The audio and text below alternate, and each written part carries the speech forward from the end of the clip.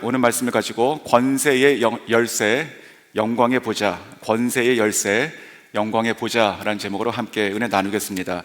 자, 오늘 본문은 두 가지로 나눌 수 있습니다. 15절에서 19절까지 셉나라고 하는 한 사람의 이야기입니다.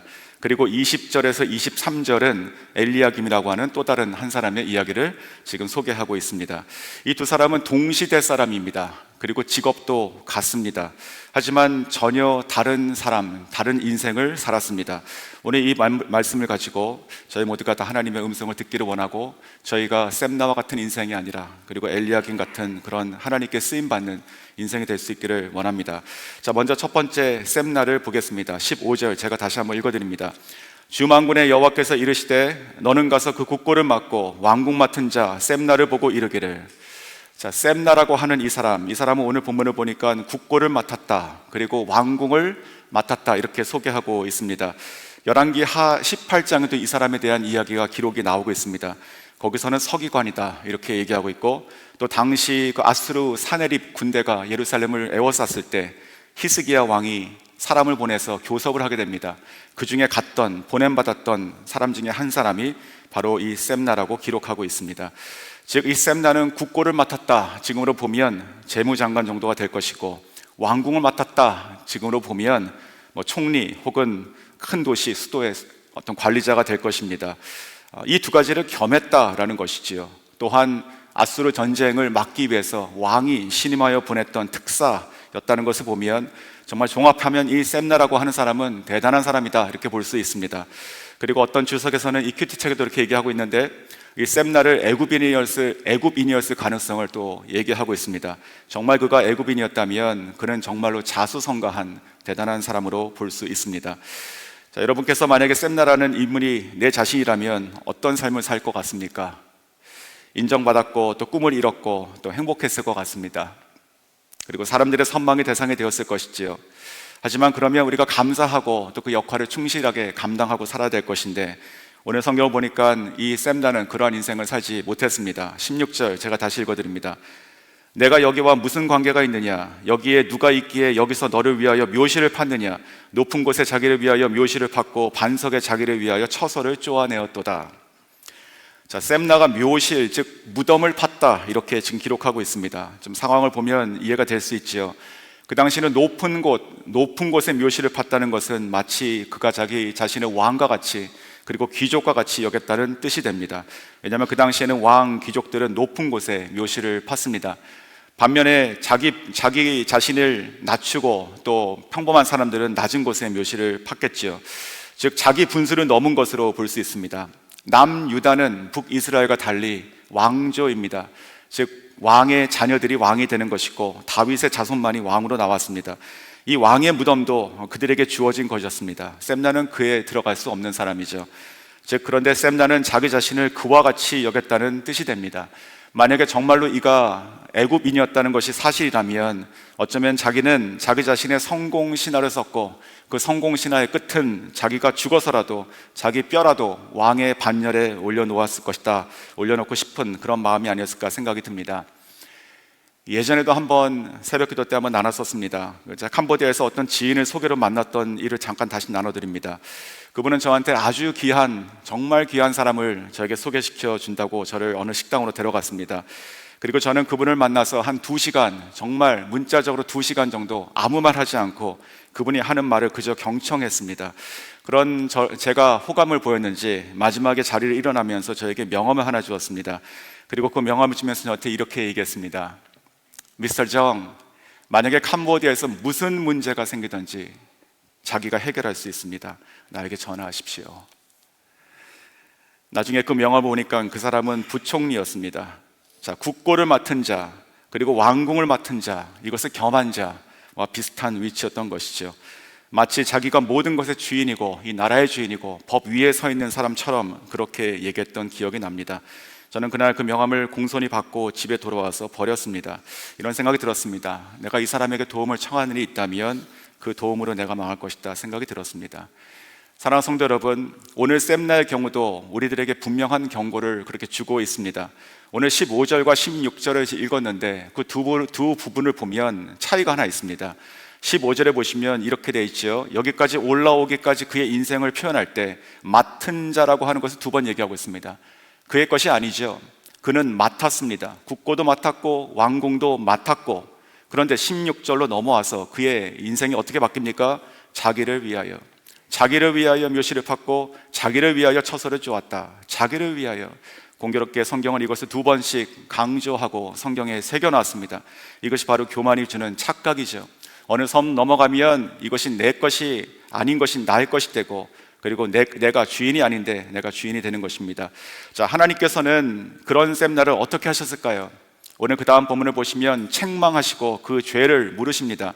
17절부터 19절 제가 다시 한번 읽어드립니다. 나 여호와가 너를 단단히 결박하고 장사같이 세게 던지되 반드시 너를 모질게 감싸서 공같이 광막한 곳에 던질 것이라. 주인의 집에 수치를 끼치는 너여, 너가 그곳에서 죽겠고 내 영광의 수레도 거기에 있으리라. 내가 너를 내 관직에서 쫓아내며 내 지위에서 낮추리니. 자, 요약하면 하나님께서는 셈나의 모든 관직을 뺏으시고 그를 낮추시고, 그리고 그를 멀리 던지사 수치를 당하게 하시고 죽게 하시겠다라고 하는 폭망입니다. 완전히 망해버리는 것이죠. 이 중에 이 표현 중에서 정말로 마음에 왔던 것은 공처럼 감싸서 공처럼 광막한 곳으로 던지신다. 셈나는 높은 곳을 항상 바라보고 살았습니다. 그의 인생은 위를 향한 인생이었죠. 그리고 그 맨 꼭대기에 자기의 무덤을 파고 자기의 뼈를 묻겠다고 했습니다. 하지만 그러한 셈나를 하나님께서는 감아서 공처럼 멀리 던지신다. 이것이 바로 황망한 인생입니다. 교만한 자의 끝을 저희가 다시 한번 보게 됩니다.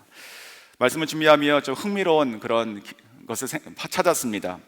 1870년대에 그 예루살렘 성 밖에 그 기드론이라는 골짜기가 있는데, 그 골짜기에서 한 묘실이 발견됐다고 합니다. 연도를 추정하니까 이사야 시대의 것으로 나왔습니다. 그런데 거기 묘실 입구에 비명이 하나 있었는데, 깨진 비명, 그 중에 이렇게 쓰여 있다고 합니다. 궁정 대신 아무개. 이 아무개는 지워져 있는 것이죠. 그런데 그 성경학자가 기록하기로는 아마도 셈나일 것이다 라고 추정하는 것이 셈나의 히브리 말의 마지막 뒤에 글자와 비슷하게 새겨져 있는 흔적이 남아있다는 것입니다. 정말로 그 묘실이, 그 발견된 그 궁정 밖에, 예루살렘 밖에 있었던 그 묘실이 이 셈나의 묘실이라면 오늘 18절에 나와 있는 이 말씀 그대로 이루어진 것입니다. 공같이 광막한 곳으로, 꼭대기가 아니라 바깥으로 어두운 곳으로 던져져서 거기서 죽게 하겠다라고 하는 것이죠. 사랑하는 성도 여러분, 오늘 이 셈나의 경우를 보면서 어떤 생각이 드십니까? 저는 말씀 묵상하면서 이렇게 아주 심플하게 생각이 들었습니다. 교만은 자기 무덤을 파는 것이다. 정말 그렇지 않습니까? 오늘 이 셈나는 교만의 끝에 자기 무덤 팠더니 정말 묻혀서 죽지 않았습니까? 정말 이와 같이 정말 끝도 모르고 올라가는 그 교만한 마음들, 하나님이 없다 하고 또 하나님께서 주신 모든 것들을 잃어버리고 잊어버리고 내 것이라 생각하고 올라가는 인생의 끝은 정말 무덤을 파는 인생이라는 것을 저희가 잊지 않았으면 좋겠습니다. 분명 그도 열심히 살아서, 정말 열심히 살아서 여기까지 올라왔겠지만 어느 순간에 자기 자리를 망각하는 순간 그가 교만했고 내던지게 되었다는 것을 저희가 잊지 않기를 원합니다. 두 번째 사람입니다. 두 번째 인물은 엘리야김입니다. 엘리야김. 자, 셈나를 대신해서 하나님께서 세우신, 궁정 대신으로 세우신 인물이 바로 이 엘리야김입니다. 20절 제가 읽어드립니다. 그날에 내가 hil기야의 아들 내 종 엘리야김을 불러. 자, 성경은 뭐라고 얘기하고 있습니까? 첫 번째, 성경은 엘리야김을 내 종이라 부르십니다. 하나님께서 부르시는 것이죠. 내 종이다. 사랑하는 성도 여러분, 우리도 무엇보다도 하나님께 이러한 호칭을 듣기를 원합니다. 아무개 뭐 한 사람, 어떤 일, 그것이 아니라 그냥 내 종, 내 종이다. 자, 기독교는 관계의 종교라고 합니다. 물론 종교가 아니지만, 그리고 또한 신앙생활도 관계입니다. 하나님과 그리고 이웃과 그리고 내 자신과의 관계, 세 가지가 아니겠습니까? 자, 그런데 하나님께서 오늘 지금 20절에서 어떤 관계를 얘기하고 계십니까? 나의 종이다 라고 말씀하는 것이죠. 즉 주종 관계입니다. 하나님께서 우리들의 참 주인 되시고 또 우리는 그 하나님께 속한 참된 종이 될 수 있기를 원합니다. 물론 우리들은 종이라고 하는 그 말 자체를 그렇게 좋아하지는 않습니다. 내가 누군가의 종으로 일하고 있다라고 하면 그렇게 떳떳하지가 않습니다. 하지만 내가 섬기는 그 주인이 사람이 아니라, 이 세상의 사람이 아니라 천지를 지으신 하나님이시라면, 온 세계 만물을 지으시고 또 주관하시고 역사를 주장하시는, 나의 삶을 이끄시고 온 인류를 이끄시는 그 하나님이시라면, 그분에게 속한 종이라고 하는 것은 그와 같은 영광을 얻고 사는 것이 아니겠습니까? 우리가 하나님의 종이라 불림받는 것은 종이기 때문에 종 취급당하는 것이 아니라, 감히 아무 자격이 없지만 천지를 지으신 하나님께 속해서 하나님의 뜻을 따라서 일을 하고 하나님의 과업을 이루는데 부름받은 정말로 빛나는 인생이다라는 것이지요. 정말로 그와 같은 영광스러운 하나님의 칭호를 받으시는 저 여러분 될 수 있기를 원합니다. 그래서 사도 바울도 할 수만 있으면 자기 자신을 종이라고 칭한 것입니다. 성경에 나와 있는 그 종의 표현은요, 그 당시 세계관에서는 배 밑에서 아무것도 모르고 그저 저으라면 적고 멈추라면 멈췄던 그 노예 같은 그런 표현을 쓰고 있습니다. 그렇게 살더라도 내가 도저히 그와 같은 취급받는, 세상에서 그런 취급이라 하더라도 나는 하나님의 종이 될 수 있고, 내가 하나님의 배를 절 수 있는 노 젓는 자 하더라도 내가 주님의 배를 젓고 나갈 수 있다면 그는 행복하다 말한 것이지요. 바로 오늘 이 두 번째 인물이 성경이 소개하는 것이 내 종이다 라고 하는 것이 저 여러분에게 그렇게 임하기를 원합니다. 자, 그렇게 하나님의 종으로 인정받았던 이 사람에게는 그 다음에 어떤 일이 있었을까요? 첫 번째 보니까 하나님께서 권세를 주십니다. 권세. 21절, 그 옷을 그에게 입히며 내 옷을 그에게 입히며 내 띠를 그에게 띄워 힘있게 하고 너의 정권을 그의 손에 맡기리니 그가 예루살렘 주민과 유다의 집의 아버지가 될 것이며. 자, 여기서 옷과 그리고 띠라고 하는 것은 관직을 상징하는 것이겠죠. 물론 셈나의 것을 벗겨서 이에게 주겠다라고 하는 말씀입니다. 즉 셈나의 직위를, 관직을 이제는 이 엘리야김에게 주어서 대신하게 하신다는 말씀입니다. 그런데 오늘 이 표현 보니까 정말로 그 중에 하나가 무엇입니까? 모든 정권을 너의 손에 맡기리라. 모든 권세를, 이 자리가 할 수 있는 모든 권세를 내가 너에게 맡기리라 라고 하는 것이죠. 이전에 이 셈나가 가지고 있었던 이 궁정 맡은 자, 혹은 또 이 국고를 맡은 자, 모든 것을 관리하고 실행할 수 있는 이 자의 이 권세를 이제는 하나님의 신실한 종이라 불리는 이 엘리야김에게 주어서 그것을 하게 했다는 것이죠. 즉 이 국고와 그리고 왕궁의 모든 업무를 주관해서 자연스럽게 이 권세가 흘러가는 곳이 그 온 나라와 백성으로 흘러가게 하는 하나님의 통로 삼으셨다는 것입니다. 사랑하는 성도 여러분, 하나님은 하나님의 종에게, 하나님의 신실한 종에게 하나님의 권세를 맡기십니다. 이가 궁정 대신으로 자기를 산 것이 아니라 이를 통해 가지고 그 나라가 복을 받아야 되는 것이 아닙니까? 마찬가지로 오늘 이 대목에서 생각하는 것이 무엇이냐면, 항상 크리스찬들은 정말로 세상의 빛과 소금이 되어야 된다. 크리스찬은 교회의 빛과 소금이 아닌 것이죠. 빛이 모여있고 소금이 모여있으면 그것은 가게입니다. 가게. 그것이 흩어져 가지고 세상으로 흩어져야 되는 것이 아니겠습니까? 오늘 이러한 사람이 그러한 역할을 하고 있습니다. 세상의 모든 높은 곳으로 올라가야 되고, 또한 세상의 모든 낮은 곳으로 가야 됩니다. 세상의 모든 가까운 곳으로 다 가야 되고, 세상의 모든 먼 곳으로 가야 되는 것이, 우리가 살아가는 인생과 신앙생활은 그저 교회 생활, 예배하는 곳에 국한되어 있지 않습니다. 우리가 살아가는 온 전 삶의 영역 가운데, 모든 영역 가운데 우리가 그리스도의 권세를 가지고 나아가야 하는 것이지요. 믿는 자들은 교회 안으로 수없이 들어와야 하는 것입니다. 하지만 이곳에서 하나님의 성령을 만나고 말씀을 받아서 세상의 권세를 지고 나아가서 세상 밖으로 수없이 흘러나가는 저와 여러분 될 수 있기를 주의 이름으로 축원합니다. 이 하나님께서 엘리야김의 손에 권세를 주셔서 그를 통해서 그의 관직을 통한 하나님의 형통과 축복을 흘리셨던 것처럼, 저 여러분에게, 그리고 이곳에 있는 저희들의 자녀들 통해서, 그들의 삶을 통해서 하나님의 권세가 손에 쥐어지고 그걸 통해서 하나님의 형통하신 뜻이 이루어지기를 주님의 이름으로 축원합니다. 자, 이 권세를 22절과 23절에 또 이렇게 이야기하고 있습니다. 22절과 23절에서 한 가지씩의 이미지를 머리에 각인하고 돌아가시면 좋겠습니다. 22절 첫 번째, 내가 또 다윗의 집의 열쇠를 그의 어깨에 두리니 그가 열면 닫을 자가 없겠고 닫으면 열 자가 없으리라. 자, 첫 번째 이 권세의 이미지는 무엇입니까? 바로 열쇠입니다. 열쇠입니다. 자, 이 열쇠는 어떤 열쇠입니까? 하나님께서 그의 어깨에 두시는 열쇠입니다. 권위이죠. 그리고 이 열쇠는 어떤 열쇠입니까? 이 열쇠로 여는 것은 닫을 자가 없는 것이고, 또 이 열쇠로 닫은 것은 열 자가 없는 그런 권세, 열쇠입니다. 자, 이와 같은 열쇠의 권세가 저 여러분에게 또 우리 자녀들에게 그들의 인생에게 영원토록 있기를 주의 이름으로 축원합니다. 다윗의 집은, 여기서 말한 다윗의 집은 물론 남유다를 얘기하는 것이고, 그리고 더 좁게 얘기하면 왕궁을 얘기할 것입니다. 그 안에 있는 모든 방들의 문들을 열 수 있는 것입니다. 모든 것을 닫을 수 있는 권세를 주는 것입니다. 얼마나 파워풀합니까? 국고를 열 수 있습니다. 사람들을 도울 수 있어요. 그리고 또한 무기고를 열 수 있습니다. 전쟁을 나가서 치를 수 있습니다. 식량고를 열 수 있습니다. 사람들을 살릴 수가 있는 것입니다.